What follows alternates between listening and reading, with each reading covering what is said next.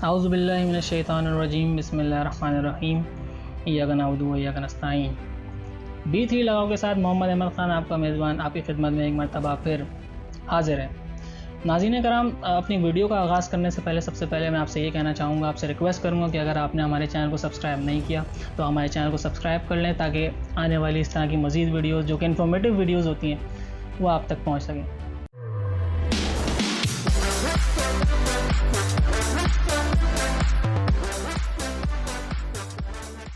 नाज़रीन कराम, आज हम मौजूद हैं यूथ पार्लियामेंट सेक्रेटेरिएट और यहाँ पे हमारे साथ दो बड़ी ज़बरदस्त शख्सियात मौजूद हैं, जिनसे आज हम इंशाअल्लाह ताला इस प्रोग्राम में बात करेंगे। उनकी पर्सनैलिटी के हवाले से भी बात करेंगे और उनके कैरियर के हवाले से भी बात करेंगे इंशाअल्लाह ताला। लेकिन आपको उनसे बात करने से पहले सबसे पहले ये पता होना बड़ा ज़रूरी है कि यूथ पार्लियामेंट है क्या, ताकि आप उसके अगेंस्ट में सही तरीके से उनसे जब हम बात करेंगे तो आपको ज़्यादा बेहतर समझ आ सकेगा। नाज़रीन कराम, यूथ पार्लियामेंट एक ऐसी ज़बरदस्त ऑर्गेनाइजेशन है जो कि यूथ की ऑर्गेनाइजेशन है और यूथ की डेवलपमेंट के लिए काम कर रहे हैं। तो हमारी जो यूथ है, जैसा कि आपको पता है, हमारे मुआशरा ऐसा है कि हमारी जो नेगेटिविटी है, हमारी यूथ बड़ी ज़बरदस्त तरीके से उसको बड़े जल्दी अट्रैक्ट करती है, जैसा कि आपको पता है। लेकिन हमारी यूथ पार्लियामेंट जो है, उन्होंने ऐसे ज़बरदस्त एक ऑर्गेनाइजेशन बनाई जहाँ पे यूथ को अडॉप्ट किया। हर तरह के कल्चर यहाँ मौजूद है, मुख्तलिफ बैकग्राउंड से, किसी भी किस्म की कोई लिमिटेशन नहीं होती और हर तरह के लोग यहाँ पे आके अपनी सलाहियतों का आगाज़ करते हैं और बहुत सारे ऐसे लोग भी मौजूद हैं जो कि मुल्क पाकिस्तान का नाम रोशन कर रहे हैं। नाज़रीन कराम, यूथ पार्लियामेंट की सबसे ज़बरदस्त चीज़ जो मैंने खुद देखी, जो कि मैं समझता हूँ कि लीडरशिप स्किल को बड़ा ज़बरदस्त तरीके से ये लोग जो है पॉलिश करते हैं, क्योंकि जैसा कि मैं अब जानता हूँ ये बड़ी ज़बरदस्त चीज़, क्योंकि मेरा अपना पर्सनल एक्सपीरियंस भी इस तरह का रहा है कि हर इंसान के अंदर कोई ना कोई लीडर छुपा होता है। कुछ लोग कुदरती तौर पे, यानी गॉड गिफ्टेड होता है कि वो उसको तलाश कर लेते हैं और उसकी सलाहियतों का इस्तेमाल करके बहुत अपना नाम कमाते हैं, बड़ा मुल्क व कौम का नाम रोशन करते हैं। कुछ लोगों के अंदर इस तरह का ये छुपा होता है कि उसको कोई दूसरा बंदा यानी कि उसको पॉलिश करता है, उसको उभारता है। तो ये यूथ पार्लियामेंट एक ऐसी जगह है जो कि हर इंसान के अंदर, हर यूथ के अंदर, हर बंदे के अंदर जाके उनके अंदर की जितने भी लीडरशिप स्किल है उसको पॉलिश करते हैं और उसको बाहर लेके आते हैं और इसी तरह की बड़ी ज़बरदस्त शख्सियत यहाँ से निकलती हैं और मुल्क और कौम का नाम रोशन करती हैं। नाज़रीन कराम, ऐसे ही दो लड़के हमारे साथ मौजूद हैं जिन्होंने यूथ पार्लियामेंट में अपना करियर का आगाज़ किया और मुल्क और कौम का नाम रोशन किया और आज बड़ी ज़बरदस्त मकाम पे पहुँचे हुए हैं और अपने करियर के हवाले से, अपने जितने भी उनका एक्सपीरियंस रहा है उसके हवाले से आज हमारे साथ गुफ्तगू करेंगे। तो नाज़रीन कराम, सबसे पहले मैं इंट्रोडक्शन करना चाहूँगा जनाब वासिफ़ अंसारी साहब का, जो कि यूथ पार्लियामेंट के एक्स लोकल गवर्नमेंट के सेक्रेटरी रह चुके हैं और इस वक्त जो है 2 इलेक्शन लड़ने के बाद इस वक्त भी अभी भी यूथ पार्लियामेंट में अपना बड़ा अहम रोल अदा कर रहे हैं। तो जनाब वासिफ़ अंसारी साहब, बहुत बहुत शुक्रगुज़ार हूँ आपका कि हमारे चैनल पर तशरीफ़ लेके आए। इन्हीं के साथ एक और ज़बरदस्त शख्सियत हमारे साथ मौजूद हैं, जो हमारा इलेक्शन गुजरा है 2020 का इलेक्शन जो गुजरा है पिछले ही महीने, जो कि अक्टूबर में इलेक्शन हुआ, उसके अंदर प्रेसिडेंट की सीट से लड़ने वाले जनाब तला सलीम साहब हमारे साथ मौजूद हैं, जो कि इलेक्शन में उन्होंने कामयाबी भी हासिल की और उसके बाद अपनी जो एक्टिविटीज़ हैं, जो उनका मंशूर था, उसके ऊपर बड़ी तेज़ी से काम कर रहे हैं और यूथ की डेवलपमेंट और पाकिस्तान की डेवलपमेंट के लिए काम कर रहे हैं। उनके बारे में भी जानेंगे और उनसे बातचीत भी बिल्कुल करेंगे। तो तला सलीम साहब, आपका भी बड़ा शुक्रगुज़ार हूँ कि आप हमारे चैनल पर तशरीफ़ लेके आए।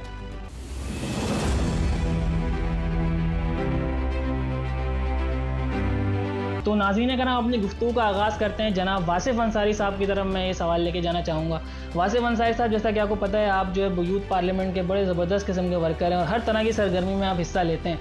लेकिन यूथ पार्लियामेंट के कैरियर को अगर हटा दें तो वासिफ़ अंसारी बेसिकली उनका कैरियर कैसा है, इसके बारे में हमारे नाज़रीन को बताइए। जी, पहले तो बहुत शुक्रिया अहमद कि आप यहाँ तशरीफ़ लाए। मैं I welcome you in the secretariat of the youth parliament और ये इज़्ज़त और वक़ार के लिए बहुत शुक्रिया। अगर मैं अपनी बात कर लूँ बहैसियत, अगर मैं अपने आप सोशल सर्किट से निकल के यूथ पार्लियामेंट के अलावा बात करूँ तो मैं अपना डिग्री परस्यू कर रहा हूँ कराची यूनिवर्सिटी से। उसके अलावा आई am the CIT specialist from institute of business administration और अपनी फैमिली का एक बिज़नेस भी रन कर रहा हूँ। उसके अलावा I belong to one of the leading health facility of Pakistan that is providing on free of cost basis. तो अपनी सर्विसेज अपने बिज़नेस के अलावा, जो मेरा फैमिली बिज़नेस है, उसको परस्यू कर रहा हूँ। उसके अलावा अपनी प्रोफेशनल लाइफ को इनकरेज करने के लिए और उसको और ज़्यादा प्रोफेशनली अपने आप को साउंड करने के लिए एक बड़े इंस्टीट्यूशन के साथ मैं मुंसलिक हूँ और ये सब जो इतना कॉन्फिडेंस आया, ये सब यूथ पार्लियामेंट के थ्रू आया है और उसी को जो है वो कोशिश कर रहा हूँ कि अपना करियर को बेहतर बनाने के लिए किरदार अदा करूँ। जी बिल्कुल दुरुस्त बात करी और बड़ी अपना एक्सपीरियंस शेयर कर रहे थे, जैसा कि आपके सामने इन्होंने अपना एक्सपीरियंस शेयर किया और यूथ पार्लियामेंट से हट के इनका जो एक्सपीरियंस है यकीनन बड़ा ज़बरदस्त एक्सपीरियंस है। इनसे बहुत सारे लोग जो है बहुत कुछ सीख सकते हैं। तो अब मैं आपकी तरफ आना चाहूँगा जनाब तलहा सलीम साहब, जो कि आप प्रेसिडेंट यूथ पार्लियामेंट हैं। आपसे बड़ी उम्मीदें वाबस्ता हैं लोगों की। आपका अगर यूथ पार्लियामेंट का करियर एक तरफ कर दिया जाए तो तलहा सलीम बेसिकली क्या है करियर के हवाले से? जी अहमद, आपका बहुत बहुत शुक्रिया कि आपने हमें इतनी इज़्ज़त बख्शी कि आपने अपने वेब सीरीज़ के अंदर हमें इनवाइट किया।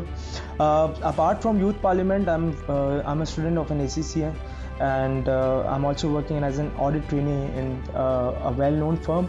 और उसके अलावा as a youth activist, as a social activist Pakistan में काम कर रहा हूँ, कराची में ख़ास तौर पे काम कर रहा हूँ। 2 बार इंटरनेशनली पाकिस्तान को रिप्रेजेंट कर चुका हूँ और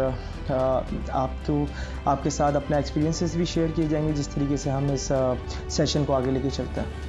जी हाँ, आपका एक्सपीरियंस तो बड़ा ज़बरदस्त है। मुझे तो ऐसा लगता है कि मुझे भी आपसे बहुत कुछ सीखना पड़ेगा इंशाअल्लाह ताला।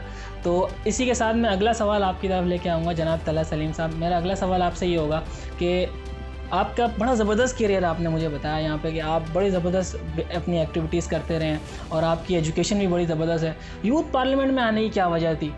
इसके पीछे मकासद क्या थे? आप क्या चाहते थे यूथ पार्लियामेंट से? क्या आपकी कोई एक्सपेक्टेशन थी? इसके हवाले से बताइएगा। जी अहमद, आपने बड़ा बेहतरीन सवाल किया है और आई गेस कि जो हमारी एक शहर के अंदर एक हमारी पॉलिटिक्स का कल्चर रहा है, बड़ा वायलेंस को यहाँ पर फ़रोग दी गई है तमाम ही पॉलिटिकल ऑर्गेनाइजेशंस की जानिब से। तो हमारे पेरेंट्स हमें अलाउ नहीं करते थे कि हम किसी भी पॉलिटिकल ऑर्गेनाइजेशन को ज्वाइन करें।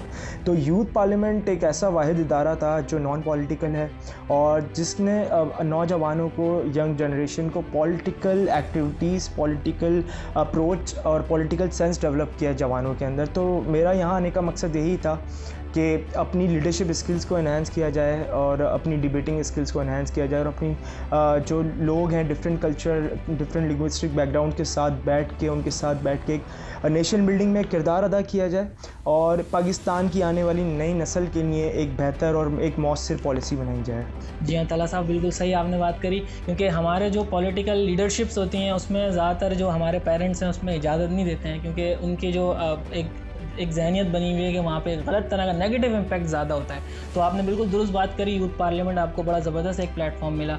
अच्छा, इसी तरह का सवाल मैं आपकी तरफ लेके आना चाहूँगा वासिफ अंसारी साहब, जो कि आप तलहा सलीम से पहले आप जो इलेक्शन लड़ चुके हैं, तो आपका एक्सपीरियंस जो है किस तरह का रहा? आपके इस यूथ पार्लियामेंट में आने के पीछे क्या मकासद थे? क्या आपकी कोई एक्सपेक्टेशन थी ऐसी, या आप जस्ट अपने आप को ग्रो करने के लिए यहाँ पे आए? इसके हवाले से हमें बताइए।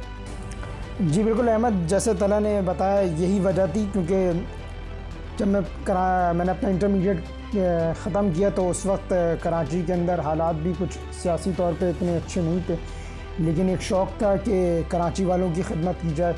अपनी एक ऐसा प्लेटफॉर्म की तलाश थी जो मुझे ये एम्पावर कर सके, मेरे अंदर लीडरशिप स्किल्स पैदा कर सके, ताकि मैं अपने कौम को और पाकिस्तान को इंटरनेशनली भी और नेशनली भी रिप्रेजेंट कर सकूं। और इसके लिए बेहतरीन प्लेटफॉर्म यूथ पार्लियामेंट था। रिजवान जाफ़र साहब का बहुत शुक्रिया अदा करता हूं मैं कि मेरे ऐसे एक नॉन सोशल आदमी को उन्होंने मौका दिया, और ना सिर्फ मौका दिया बल्कि ज्वाइनिंग के 3 माह बाद होने वाले इलेक्शन में कॉन्टेस्ट कराया।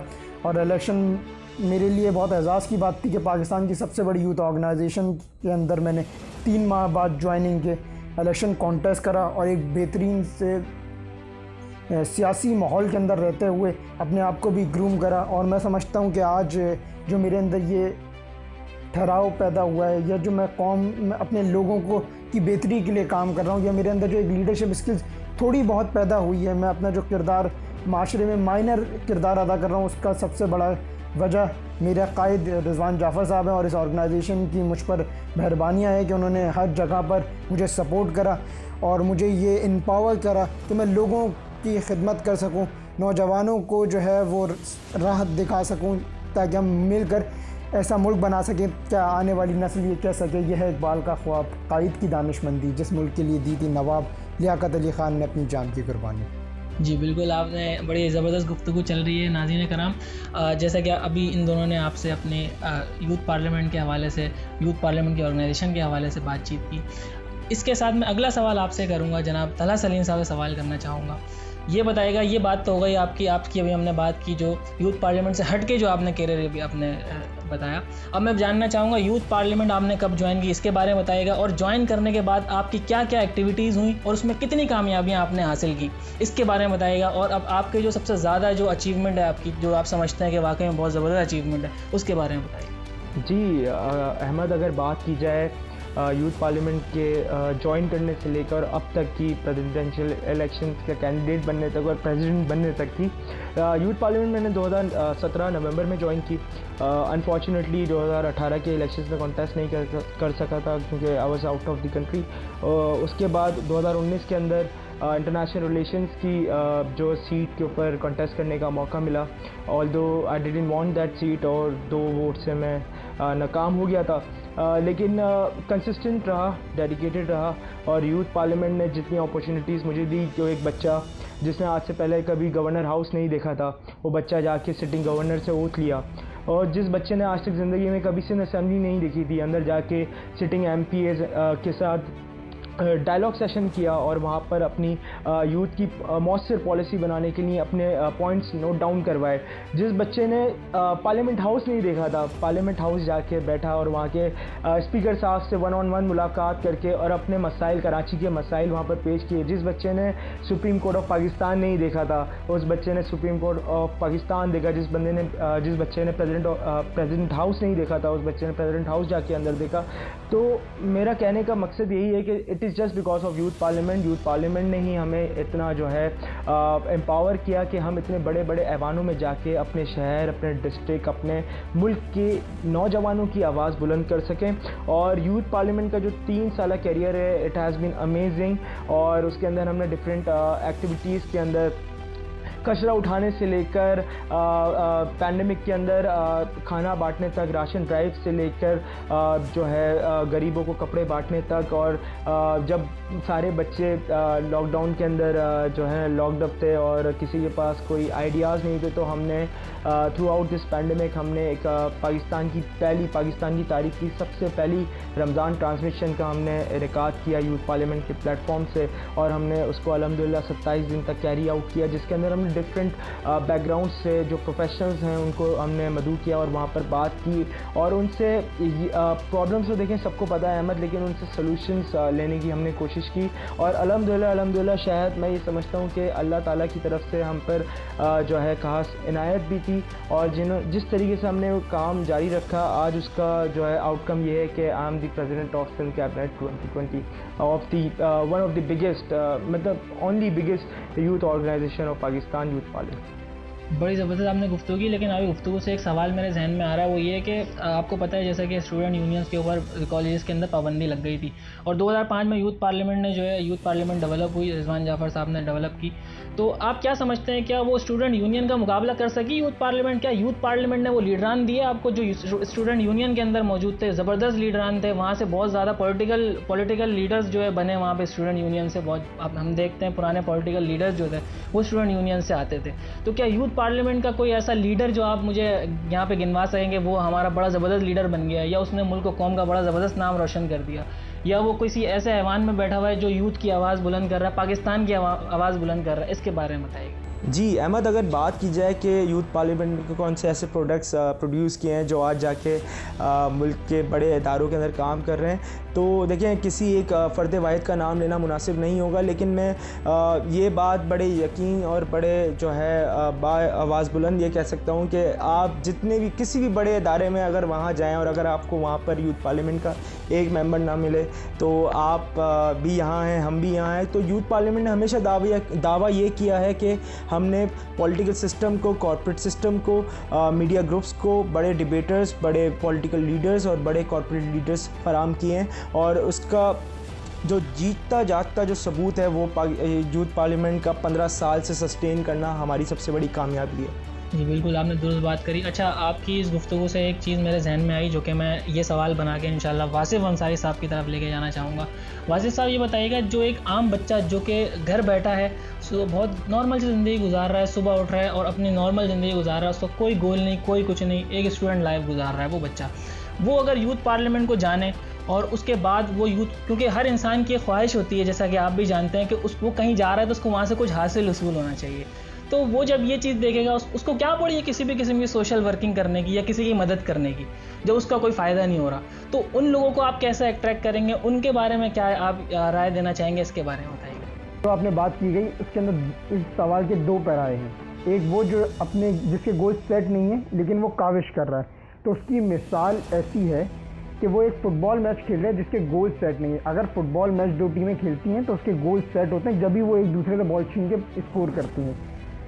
जहाँ तक आपकी ये बात की गई कि आपने ये पूछा कि जब भी कोई कहीं कोई काविश करता है, कोई कोशिश करता है, यूथ पार्लियामेंट में हम टाइम दे रहे हैं, तो what is the ultimate solution, what is the ultimate getting we are. मैं समझता हूँ कि 22 साल का तला सलीम मौजूद है इस वक्त। जब तला सलीम प्रेसिडेंट बना तो मैं आपको गारंटी से बोल सकता हूँ तला सलीम आज से 1.5 साल पहले तला सलीम को शायद इस शहर के अंदर 100-200 से 300 लोग जानते थे, लेकिन आज जिस बड़े पॉलिटिशियन का नाम ले लें वो तला सलीम को जानता है।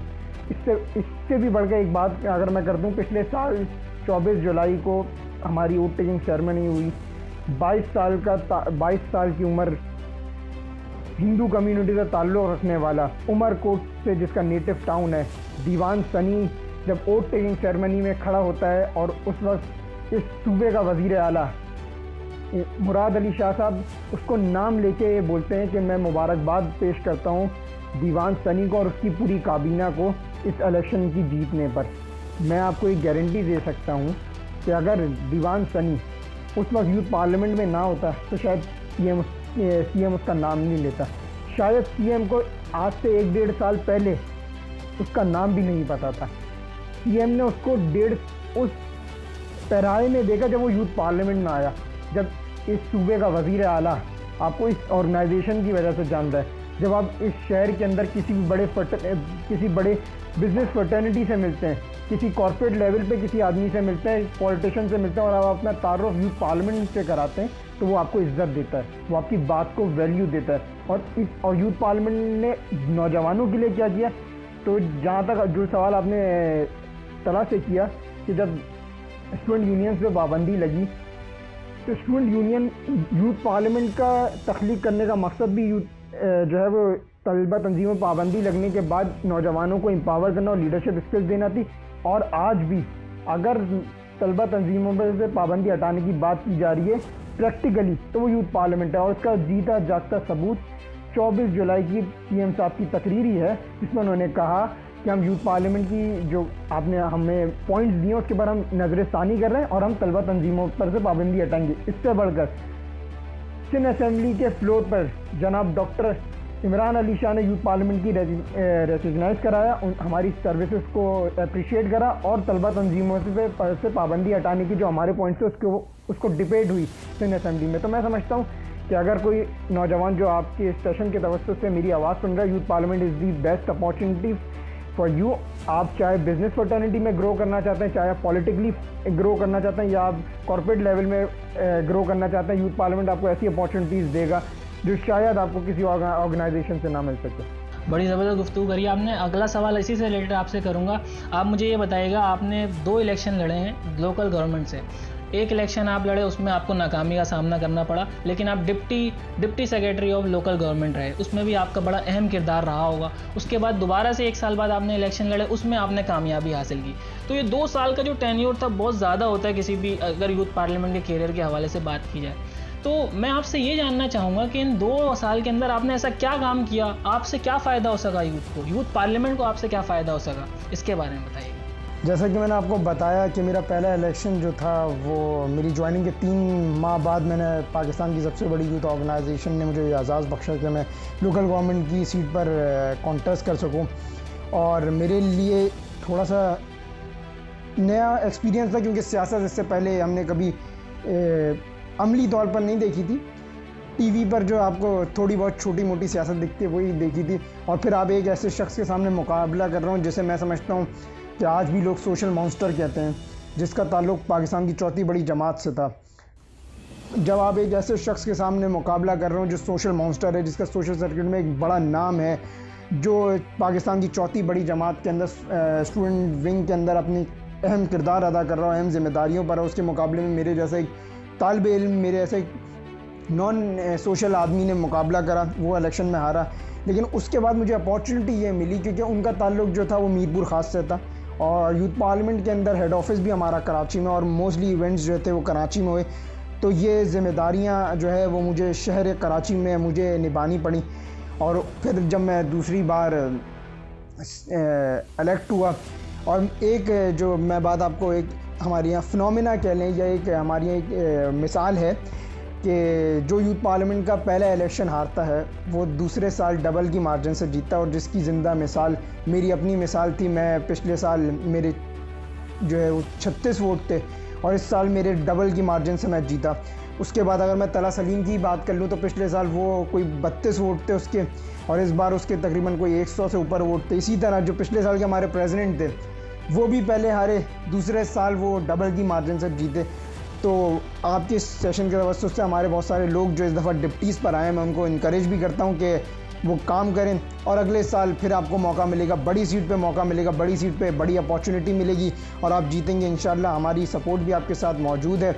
अगर मैं काविश की बात कर लूँ तो जिस साल मैं डिप्टी सेक्रेटरी लोकल गवर्नमेंट था वो इलेक्शन का साल था और हमने अपना एक मैनिफेस्टो तैयार करा जिसके अंदर हमने तमामी फर्टर्निटी को तमामी फील्ड्स हमने कवर की, जिसमें education, literacy, local government, infrastructure, तमाम चीज़ों के बाद हमने एक अपना मैनिफेस्टो, शेडो मैनिफेस्टो बनाया और हमने तमामी पार्टीज़ को जाके वो मैनिफेस्टो पेश करा कि आप जो अपना पार्टी मैनिफेस्टो बनाएं वो। और हमारे लिए ये एजाज़ की बात थी, यूथ पार्लियामेंट की एजाज़ की बात थी कि किसी भी पार्टी का मैनिफेस्टो आने से पहले, इलेक्शन मैनिफेस्टो आने से पहले यूथ पार्लियामेंट ने अपना मैनिफेस्टो क्रिएट करा, वो उनको पेश करा और हमने कहा कि ये मामलात हैं जो मुल्क बिलउमूम और शहर बिलखुसूस चाहता है आपसे, जो लोगों की आवाज़ थी, हमने वो पेश करा। और मैं समझता हूँ जितने लोग आज साहिब इक़्तिदार हैं जो असेंबलियों में, चाहे वो प्रोविंशियल असेंबली हो, चाहे वो नेशनल असेंबली हो या सेनेट हो, उसमें जो लोग बैठे हुए हैं मोस्टली को हमने रीच करा था उनकी और उन्होंने हमसे ये यकीन दहानी कराई थी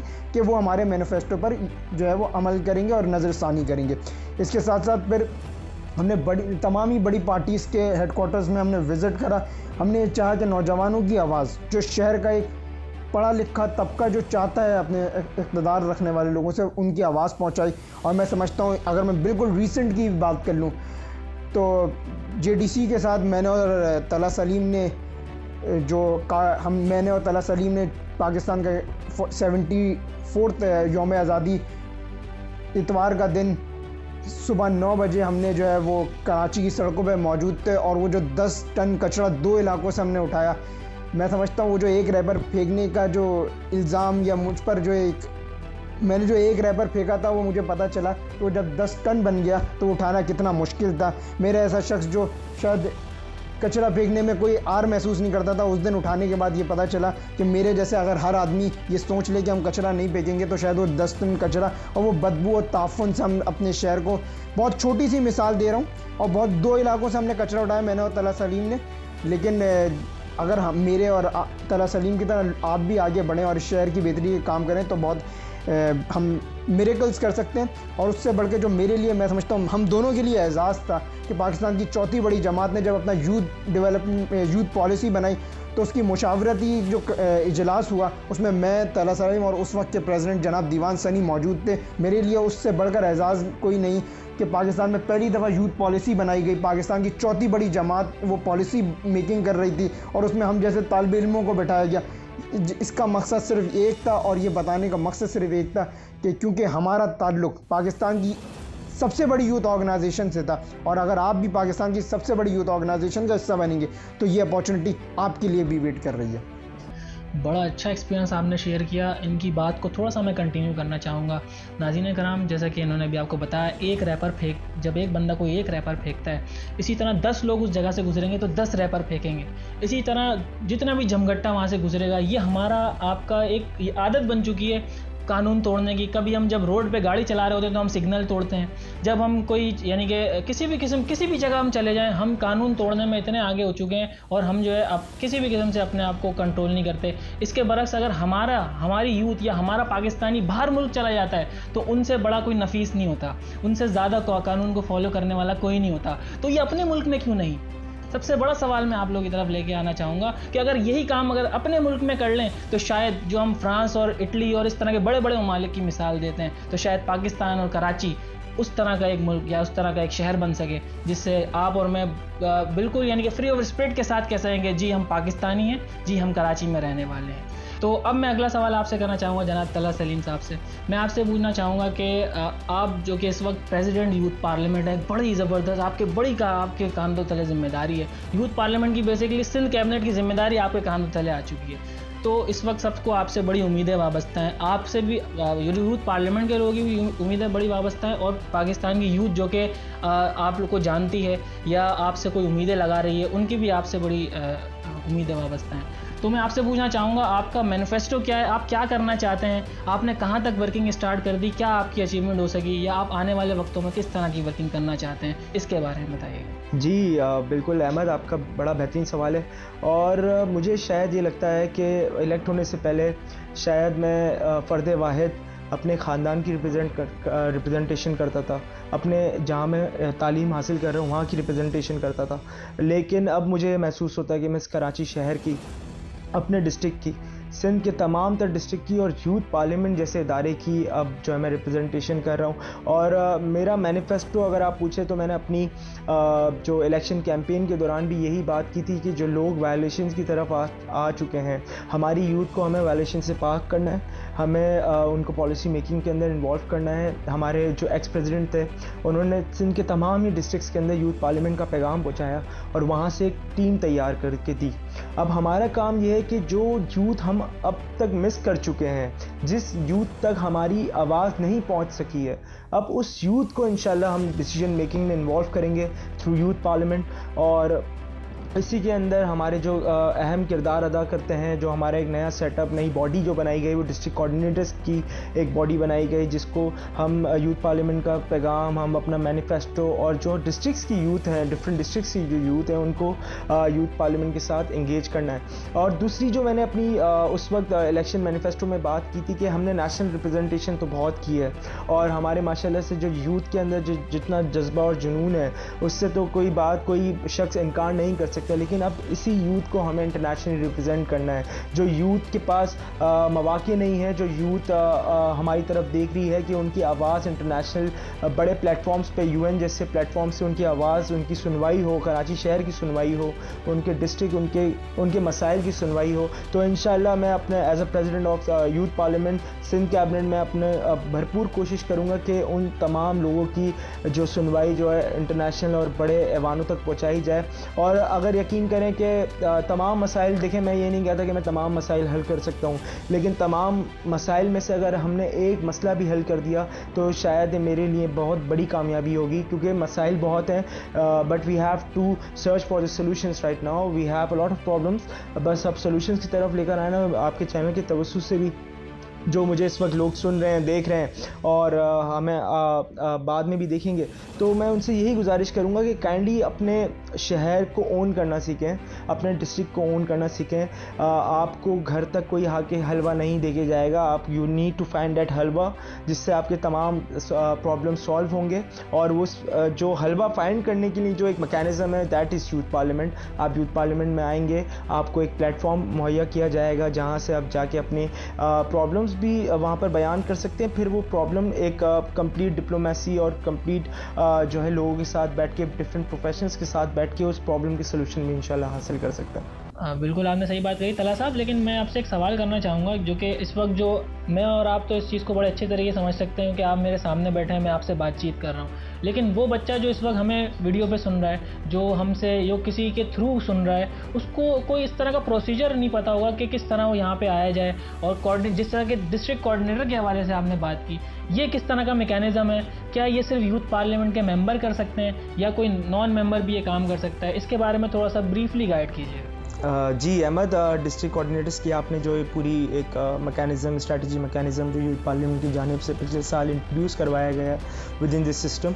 अगर इसकी बात की जाए, देखिए यूथ पार्लियामेंट का जो एक हायर की अगर मैं आपको बयान करते हुए चलूँ तो हमारी डिफरेंट प्रोविंशियल कैबिनेट्स हैं जो एक इलेक्शन के प्रोसेस के थ्रू इलेक्ट होके जो तमाम लोग सेक्रेटरीज बनते हैं और फिर अपर डेजिग्नेशंस पर आते हैं। डिस्ट्रिक्ट्स को इंट्रोड्यूस करवाने का मकसद ये था कि डिस्ट्रिक्ट्स के अंदर भी हमारे एक जो लीड होगी वो एक कोऑर्डिनेटर करेगा, जो उस डिस्ट्रिक्ट का सबसे ज़्यादा वोकल बंदा होगा, जो सबसे ज़्यादा एक्टिव बच्चा होगा यूथ पार्लियामेंट के अंदर, उस डिस्ट्रिक्ट को उसकी रहनुमाई दी जाएगी उस बंदे को और वो लीड करेगा। उसके बाद उसके 2 डेप्यूटी कोऑर्डिनेटर्स होंगे जो उसको तमाम टीम बनाने में मदद करेंगे। और डिस्ट्रिक्ट्स वाइज जो है कैबिनेट्स का जो है एक आगाज़ किया गया है, जो एक प्रॉपर जो है फॉर्म्स के थ्रू और प्रॉपर एक इलेक्शन प्रोसेस के थ्रू इंशाल्लाह उसको भी इलेक्ट करवाया जाएगा, ताकि वही मैं जो मैंने पहले बात की कि जिन बच्चों को हम मिस आउट कर चुके हैं उन बच्चों की वॉइसेस को इंक्लूड कर दिया जाए with in the youth parliament.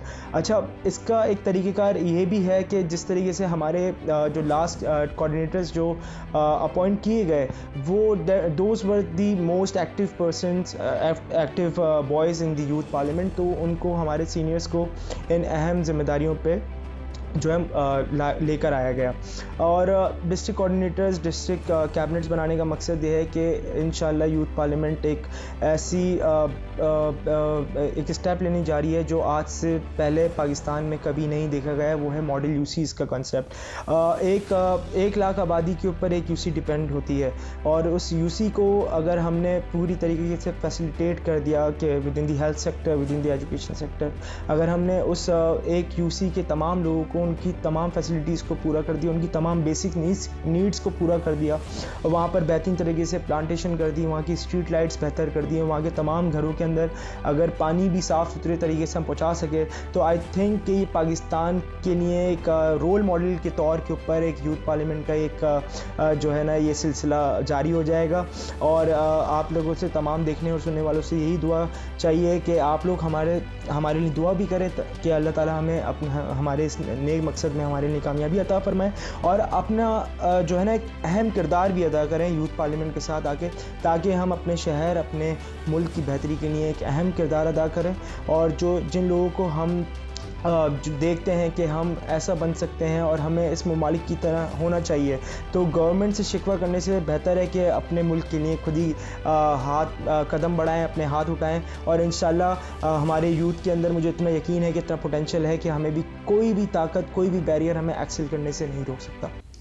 बड़ी ज़बरदस्त गुफ्तगू आप कर रहे हैं। अच्छा, अगला सवाल मैं वासिफ अंसारी साहब आपकी तरफ लेके आना चाहूँगा। वो सवाल ये है कि जैसा कि आपको पता है, हमारा जो घर में आम बच्चा है या कोई लड़का कह लें, पॉलिटिक्स से उसका बहुत ही कम लगाव होता है और अगर कोई आइन की बात कर ली जाए तो उनको आइन के बारे में तो कुछ भी पता नहीं होता है और कानून के हवाले से भी कुछ नहीं पता होता है। जस्ट वो हवाई बातें कर रहा होता है। ज़्यादातर गेमिंग में उनका दिमाग होता है और मुख्तलिफ़ किस्म की, यानी कि हल्ला गुल्ला करने वाली जिस तरह की चीज़ें होती हैं उसमें उनका दिमाग ज़्यादा होता है। तो क्या ऐसी हमारी जो यूथ है ज़्यादातर इसी तरफ जा चुकी है? ऐसी यूथ को पॉलिसी मेकिंग में लेके आना कितना मुश्किल होगा और उसको कैसे लाया जाएगा, इसके बारे में बताइएगा।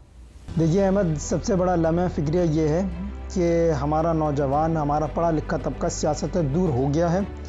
या इस जुमले को मैं थोड़ा सा मुनासिब और कर लेता हूँ, क्योंकि इक़्तिदार के अंदर मौजूद लोगों का भी यही ख्वाहिश है कि पाकिस्तान के पढ़े लिखे तबके को, पाकिस्तान के शऊर रखने वाले तबके को सियासत से दूर ही रखा जाए। तो उसका उनके लिए बहुत अच्छा सा उन्होंने एक स्लोगन बना दिया है कि सियासत एक बहुत बुरी चीज़ है। अच्छा, वो बात हमारे बड़ों ने सीख भी लिए, अडॉप्ट भी कर लिए।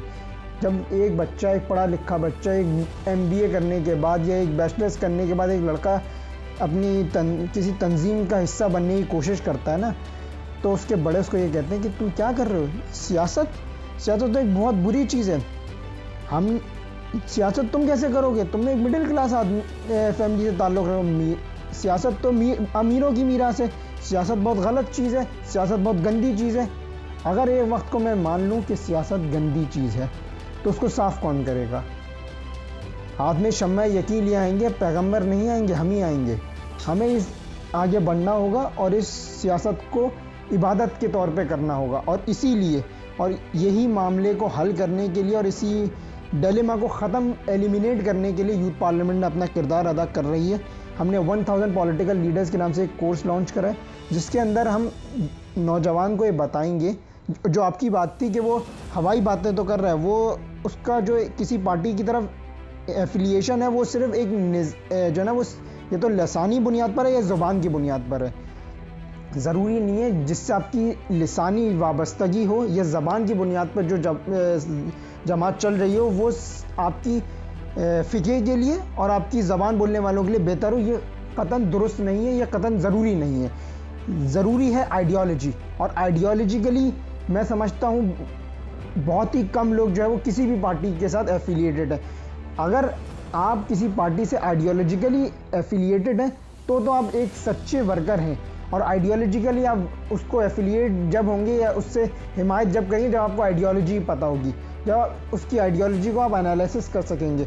माजरत के साथ एनालिसिस तो आप आइडियोलॉजी को कर ही नहीं रहे, आप तो ये देख रहे हैं कि वो मेरे मकतबा फ़िक्र के लिए अच्छा है, वो मेरी ज़बान को सपोर्ट कर रहा है तो आप उसको सपोर्ट कर रहे हैं। और इसीलिए हम यूथ पार्लियामेंट जो है 1000 पॉलिटिकल लीडर्स के नाम से एक कोर्स ला रहे हैं, जिसमें हम 1000 पॉलिटिकल लीडर्स को जो है वो ऐसे उनको एनवायरनमेंट प्रोवाइड करेंगे, उनको एजुकेट करेंगे, उनको जो है पाकिस्तान का कानून, कॉन्स्टिट्यूशन ऑफ पाकिस्तान पढ़ाएंगे। उनको हम ये बताएंगे कि अगर कल को उनको कोई पार्टी टिकट देती है, बीइंग MPA प्रोविंशियल असेंबली का मेंबर बनने का टिकट देती है, नेशनल असेंबली बनने का टिकट देती है, तो उसका पेपर वर्क कैसे होगा, वो अपने नॉमिनेशन कागजात नामजदगी कैसे जमा कराएगा, और कल को जब वो असेंबली में पहुंचेगा तो लेजिस्लेशन कैसे होगी, वो बिल कैसे पास करेगा, क्या डून्स एंड डोंट्स होते हैं बीइंग अ पॉलिटिकल लीडर्स। कल को जब वो खिताब करने खड़ा होगा तो किन बातों के ऊपर उसको बात करनी है और किन बातों पर उनको बात नहीं करनी, लिसानी बात को कैसे एलिमिनेट करना है, सामने वाले के तल जुमलों को कैसे बर्दाश्त करना है। तल जुमले को मीडिया पर बैठ के बर्दाश्त करना है, ये कड़वा घूंट पीने के बराबर होता है। ये बहुत सब्र का इम्तिहान होता है। सामने बैठकर आप उससे गाली गलोच नहीं कर सकते। मीडिया पर बैठकर अगर आपको कोई आपके फ़िक्रे को गलत कहता है, आपके लीडर को बुरा कहता है, तो इसका मतलब ये नहीं है कि आप भी उसके फ़िक्रे को बुरा कहें, अगर उसके लीडर को बुरा कहें। आपको उसको जो है वो काउंटर करना होता है, और काउंटर भी लिटरेट वे में करना होता है। लिटरेट वे में काउंटर कैसे करेंगे, जब आपको ऐसे लोगों से हम मिलवाएंगे, जब आपको ऐसे एजुकेट करेंगे कि लिटरली आप कैसे उसको एलिमिनेट जो है वो काउंटर करेंगे। और इसीलिए हम जो है वो 1000 पॉलिटिकल लीडर्स का प्रोग्राम ला रहे हैं, जिसके अंदर हम आपको कॉन्स्टिट्यूशन ऑफ पाकिस्तान भी पढ़ाएंगे, हम आपको ये पढ़ाएंगे, हम आपका जो है सेशंस जो है वो लिटरेट लोगों से कराएंगे, इंटेलेक्चुअल लोगों से कराएंगे, पॉलिटिकल लीडर्स से कराएंगे, वो लोग जिन्होंने अपनी पूरी ज़िंदगी जो है वो सियासत के नाम कर दी, खिदमत करी लोगों की, असल में खिदमत करके उन्होंने अपना नाम बनाया, और from zero they started and now they are the leading in the political fraternity of Pakistan. जी बिल्कुल, यानी कि अभी वासिफ साहब की बात सुनी मैंने, और मैं कहूँगा कि ये इस दिन की सबसे ज़बरदस्त बात यही मुझे लगी कि आप लोग के लिए 1000 जो इन्होंने पॉलिटिकल लीडर्स की बात करी, तो इसमें हर तरह का बच्चा आ सकता है अपने आप को ग्रो करने के लिए। ये किसी भी यूथ के लिए अपनी लर्निंग के लिए बड़ा ज़बरदस्त मौका है। मैं ये आप लोगों को ये मैसेज देना चाहूँगा कि जो लोग इस वक्त मुझे सुन रहे हैं, अगर वो इस मुल्क को कौम की खिदमत करना चाहते हैं, मुल्क को कौम की खिदमत अगर नहीं भी करना चाहते, अपने लिए कुछ करना चाहते हैं, अपने आप को डेवलप करना चाहते हैं, तो वो इस प्रोग्राम का हिस्सा बने, ताकि वो अपने आप को डेवलप करें। इंशाल्लाह जब वो अपने आप को डेवलप करेंगे तो मुल्क को कौम का भी नाम रोशन कर सकेंगे। तो अच्छा, अब अगला इसी से रिलेटेड एक सवाल तला सलीम साहब आपकी तरफ लेके आना चाहूँगा। सवाल ये है कि अभी जिस तरह की बात अभी इन्होंने वासिफ अंसारी साहब ने करी 1000 लीडर, इसी तरह बहुत से लोग सुन के उनके अंदर एक एक्साइटमेंट जाग गई होगी कि हम किसी तरह यूथ पार्लियामेंट में चले जाएं, और वो चाहते होंगे कि किसी तरह हम यहाँ पे मेंबरशिप ले लें। तो इसका कोई क्या तरीक़ेकार है, इसके बारे में हमारे व्यूअर्स को गाइड कीजिए। जी अहमद, अगर जो लोग हम मुझे इस वक्त देख रहे हैं और सुन रहे हैं और वो यूथ पार्लियामेंट का हिस्सा बनना चाहते हैं, देखें एक सिंपल सा प्रोसेस है, और प्रोसेस भी इसलिए रखा गया है, we don't want quantity, we need quality.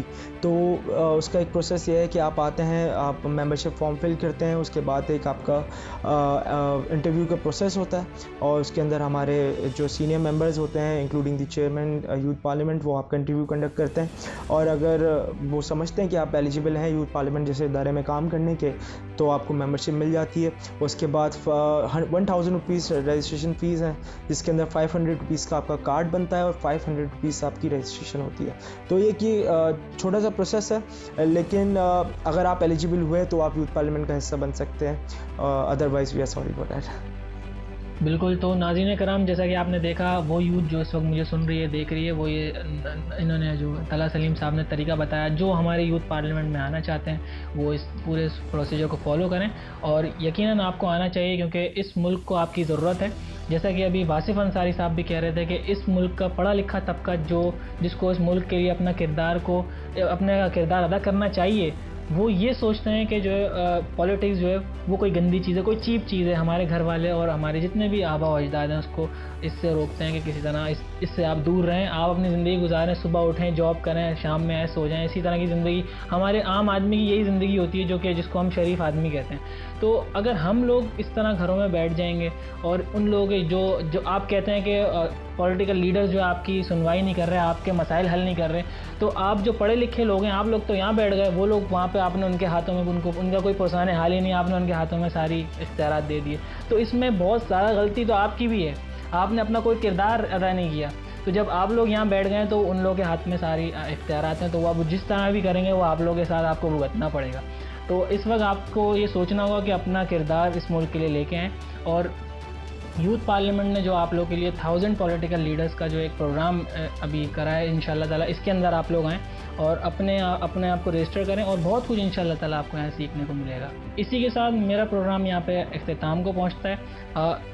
इख्तिताम करने से पहले मैं अपने मेहमानों से कोई लास्ट मैसेज जो है हमारे अवाम को देना चाहूँगा। जनाब वासिफ़ अंसारी, सबसे पहले आपका कोई मैसेज, क्या मैसेज देना चाहेंगे हमारे यूथ को और मुल्क पाकिस्तान की कौम को? जी बिल्कुल सही बात फरमाई, क्योंकि देखिए जो बात आपने कही ना कि जो साहिब हैसियत लोग हैं, जो साहिब इख्तिदार लोग हैं, वो आपकी बात इसलिए नहीं कर रहे क्योंकि उनका ताल्लुक़ आपकी फ्रेटर्निटी से नहीं है, उनके वो दर्द नहीं है, उनको वो मसाइल नहीं है जो आपको एक आम आदमी को पेश आ रहे हैं।